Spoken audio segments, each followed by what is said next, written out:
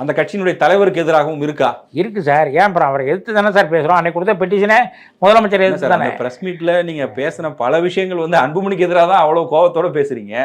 முதலமைச்சரையோ திமுக தலைமையோ கேள்வி கேட்க யார் மேலேயும் கோவம் இல்லை சார். அப்போ அன்பு மரியாதைக்குரிய அன்புமணி என்ன சொத்தையா பிடிங்கிட்டாரு.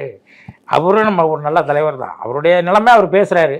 அதுக்கு நாங்கள் எதிர்ப்பு தெரிவிப்போம். எங்களோட இடப்பங்கீட்டில் வந்து இடஒதுக்கீட்டில் வந்து பிரச்சனை வரும்போது நாங்கள் குரல் கொடுத்தானே ஆகணும். இது தலைவிதாச்சுன்னு பார்க்க முடியாதுல்ல. அது முழுக்க நாங்கள் கொடுத்த மனு வந்து முதலமைச்சர் நீங்கள் 10.5 அன்புமணி கேட்குறாரு, அதுவே தப்புங்கிறீங்க.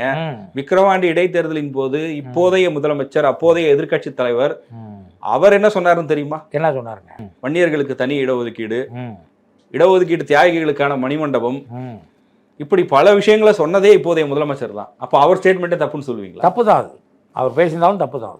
கண்டிப்பாக கண்டிக்கத்தக்க விஷயம் அது. ஒரு ஜாதிக்காக ஒரு கட்சியினுடைய தலைவர் வந்து நான் அதெல்லாம் பண்ணுவேன்னு சொல்கிறது தேர்தலுக்காக சொல்லியிருக்காரு. பட் அது கண்டிக்க வேண்டிய விஷயம் தான். அதில் மாற்றுக்கிறது இல்லை. தப்பு தான் அவர் சொன்னது. பார்க்க போனால் அன்புமணி அவர் சொன்னதை விட கம்மியாக தான் கேட்டிருக்காரு. 10.5 தான் கேட்டிருக்காரு.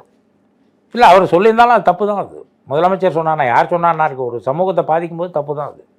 அதை வன்மையை கண்டிக்கக்கூடிய விஷயம் தான். அப்படி பார்க்க போனால் இப்போ நாங்களாம் ஒரு ஓட்டு போட வேண்டிய அவசியமே இல்லையே. அவர் அரசியலுக்காக சொல்லியிருக்கலாம். அது அவருடைய கோட்பாடு. இந்த இருக்கிற அரசாங்கமும் சரி, அதிமுக அரசாங்கமும் சரி, 2026 முத்திரைகளை சரியாக பயன்படுத்திக்காத பட்சத்தில் இவங்க வந்து பாரதிய ஜனதா வந்து சரியாக பயன்படுத்திக்கும்.